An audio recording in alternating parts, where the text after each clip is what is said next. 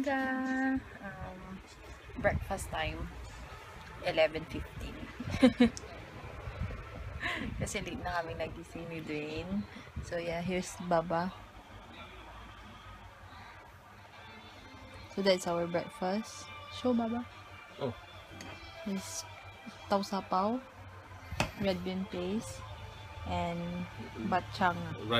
Bachang. Dumpling. Rice dumpling. Inside This there's one is meat. meat pork. Both is pork. One is, the white one is a bit sweet. The other one is slightly salty, I think. Yan lang. Then my usual morning drinks, Milo and fresh milk. Si Dwayne, hindi siya umiinom ng whatsoever. He just want cold drink and water. You prefer water, right? Yeah. Yeah. And healthy. So, yeah. Ang sakit nung likod ko. Mali ata yung position ko kagabi. So, yan. Kanina umaga pagkagising ko, nag-message kami tatlo nila, Jong at saka ni Mel. Pinag-uusapan namin kung anong breakfast. Tapos kung anong ulam. Jong say she misses the bulalo of her dad. Of course, home cooked food always a nicer thing to eat. So, yeah. Ako parang nakalimutan ko na yung luto ni mama ko. 3 years? 3 years already, right? That I haven't been home. Almost, I think 4. Magpo 4 years na. So, hindi ko na alam talaga kung ano yung authentic taste ng Filipino food. So, yeah. Kain tayo, baby. Let's eat. Hello. 1:45 na pala. Nakahilata pa ako nanonood ng mga vlogs. Ang tag doon, ang bilis ng oras. Umalis na si Dwayne. I-check niya ulit yung house kasi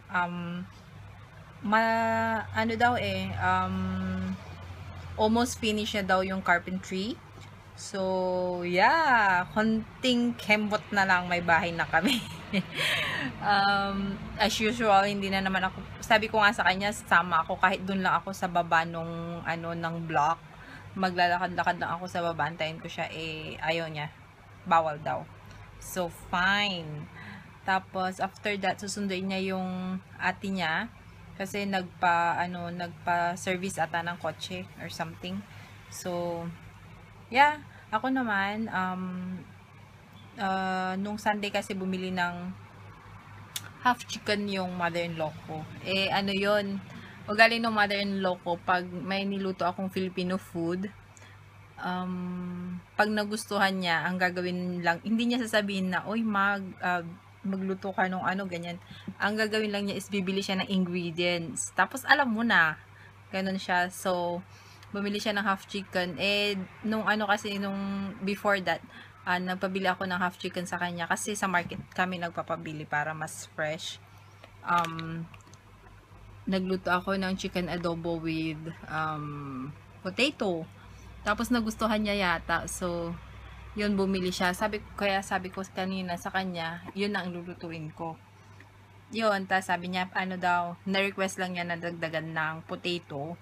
Kasi itong family nila na Dwayne, grabe ang hilig nila sa patatas. Tapos nagdagan daw ng sabaw. So, yeah, that's, yan yung gagawin ko today. Not today, hindi naman buong araw. Yan yung gagawin ko now, kasi wala sila. Magluluto muna ako ng adobs. Nakakatawa nga kasi hindi ko alam, baka pagbalik nila, pag kunwari nakapasyal sila ng Pilipinas, tapos natikman nila yung mga niluluto ko, yung mga adobo, mga sinigang, mga pa ba yung mga niluluto ko. Baka pag natikman nila sa Pilipinas, sabihin nila bakit iba yung lasa ng luto ni Mag? Kasi sa Pilipinas never akong nagluto. Dito lang nag-research lang ako sa YouTube or sa internet, sa mga vlogs, mga cooking vlogs. Tapos kinakopy ko lang yung mga procedure. Tapos syempre hindi nila alam kung ano yung tunay na lasa. For me, kasi hindi naman ako masyadong picky, okay naman, parang feeling ko naman carry naman yung luto ko. Pero sa kanila, parang baka magulat sila pagpunta nila ng Pilipinas. Hindi naman pala ganito yung lasa ng adobo, Mag. Naliw lang ako. So, yeah. Oy, nakita nyo pala yung, ano, yung collage na yan. Galing pa ng Philippines yan nung nag-aaral pa lang ako.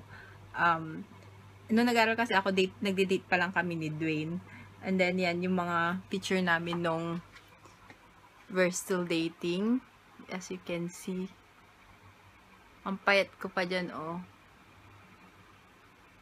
There. Nandiyan ba yung ano?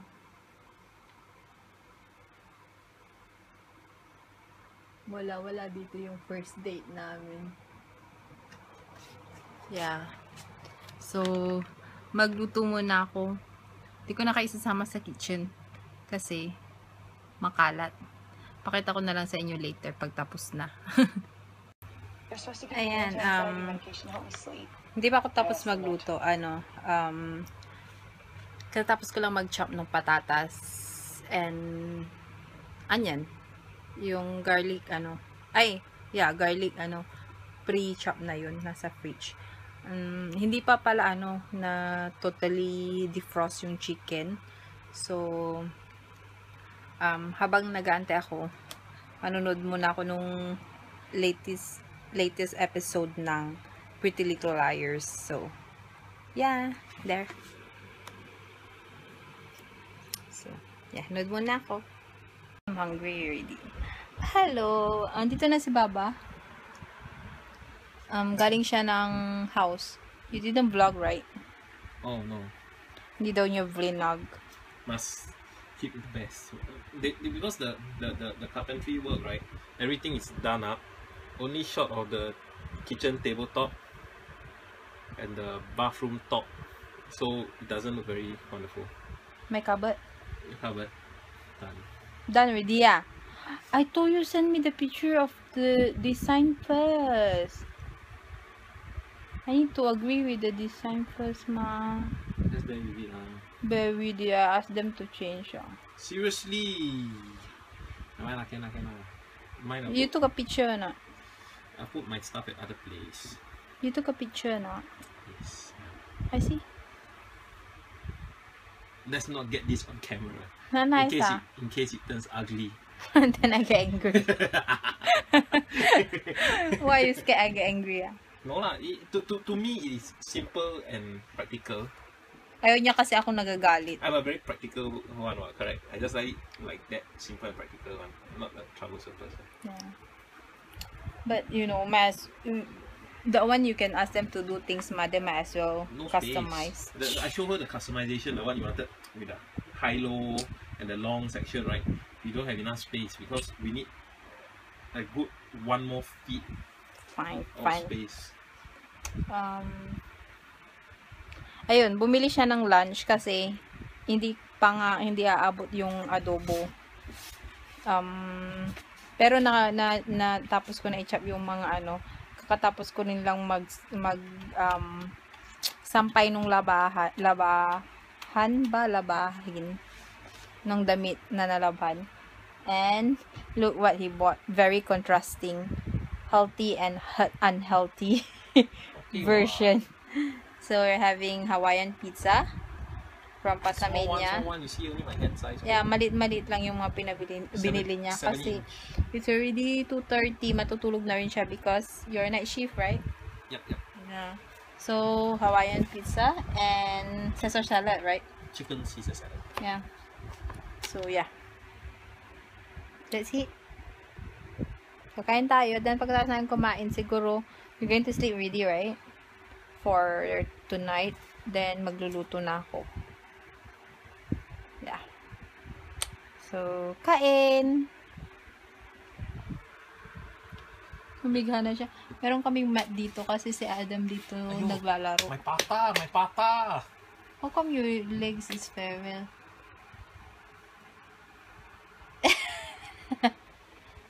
Don't mind the pata. So, yeah, kain. Ayan na yung aking adobs. Medyo masabaw siya. Kasi request ni mother-in-law. Dagdagan daw ng sabaw. Mas bet ko sana yung ano, yung medyo dry. So, dahil gusto niya, di go. Nakakaalo yung father-in-law ko. Hindi niya alam kung nasan siya, halfway pa uwi. Tapos bigla yata sumakit yung paa niya. Ano lang yun kasi transportation siya. Yung public transportation kasi bawal na siyang mag-drive kasi 'di ba na stroke. So, yeah. Ngayon hindi niya alam sabihin kung saan yung exact na kung nasan siya. So now, umalis si Dwayne, hanapin niya yung tatay niya. Good luck. Ano pa naman yun, dapat matutulog na siya ngayon. But yeah, antayin ko lang kumulo yung manok, tsaka ko ilalagay yung patatas. Grabe yung itong bahay nila, Dwayne. As in, lahat ng newspaper binabasa nung tatay ni Dwayne. So, everyday kailangan may bagong newspaper. Straits Times, New Paper, lahat. Sinasabi nga namin, ba't kailangan pa niya magbasa ng maraming newspaper? Parang iisa lang din naman yung binabalita nila, 'di ba?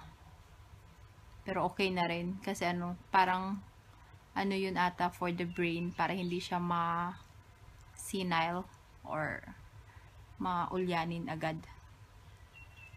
So, yeah. Ano ba? Wala dito. Ay, umaambon. Umaambon na. Buti naman. Sana umulan ng malakas para hindi masyadong mainit. Yeah. Namoy ko na yung adobo. Sana masarap. Kasi lang tsamba-tsamba lang yung luto ko. Hindi kasi ako nagluluto. Kaya, minsan, mas okay. For me, minsan okay. Tapos minsan hindi ko bet. Pero si Dwayne, lahat kasi yun kinakain nun eh. So, yeah. Busog ako kanina. Lang yun, isang maliit na pizza tsaka isang salad. Nag-share lang kami ni Dwayne. Busog na ako. Ewan ko lang kay Dwayne. Pero anyway, pag gising naman niya, kakain siya ng early dinner. Tapos, tsaka na siya papasok. Pero, hindi ko alam kung magbabaon siya ng food papunta sa work. Kasi, usually, pag night shift siya, kumakain siya ng around 5. Pa yun? Pag nag-dinner siya ng 5, dire-diretso na yun hanggang next day. Ang breakfast namin, kasi lagi kami nagsasabay, around 9 something. So, di ba? Kawawa naman siya. So, let's see. Pero meron naman sila mga pagkain doon sa office nila. May mga fruits daw, may mga biscuits, instant noodles, ganun. So, yeah. Ganun. Puro lang dal-dal ang ginawa ko today. Walang masyadong ganap. Nabayin kung kailan naman ako naglaba, tsaka naman umulan. But anyway, sige. Let's see what will happen again. Anong gagawin ko later? Oh my goodness, kasasabi ko lang sa mother-in-law ko na nag-crave ako nito kaninang umaga. Kasi diba kinain ni Dwayne yung ganito rin, pero may pork. Ayoko yun hindi ko bet yung lasa. Tapos yun, umuwi, diba, sinundo ni Dwayne si father-in-law ko. Nag-uwi siya ng ganito. So, yeah, kakainin ko siya with sugar. Plain, lang siya, plain glutinous rice lang. So, yeah. Hello. Hindi pa rin ako naliligo. Alas 7 na. Balak kong kumain tsaka ako maliligo. First time kong manood ng ngayon, ng Pangako Sa'yo. Binigyan ako ni Mel ng link. So, yeah. Gusto ko kasi siyang panoorin kaso, hindi nakasubscribe sa TFC yung TV namin. So, dito ko na lang papanoorin. Sige, load muna ako. 10:20 na, maliligo na ako. So, bago ako maligo, i-edit ko na muna tong vlog. So, para hindi sayang sa time. And then, yun. Then, yeah. Nawala ako bigla. Yun. Tapos, magpapahinga na rin ako. Try ko matulog maaga. Kasi bukas, pag uwi ni Dwayne, kasi night shift siya today, imimit namin yung friend slash binabasa ko yung message niya, friend slash financial advisor namin. So, yeah. Kasi, diba, alam nyo naman kung mga anong oras na ako nagigising. So, titry ko matulog ng maaga para maigising ako ng maaga. Kasi, kailangan ako doon. Kasi, bibili ata ng insurance si Dwayne for me and the baby. So, yeah. Good night na. Oh, wala ba sa vlog today si Dwayne? But anyway, yeah. Good night. See you tomorrow.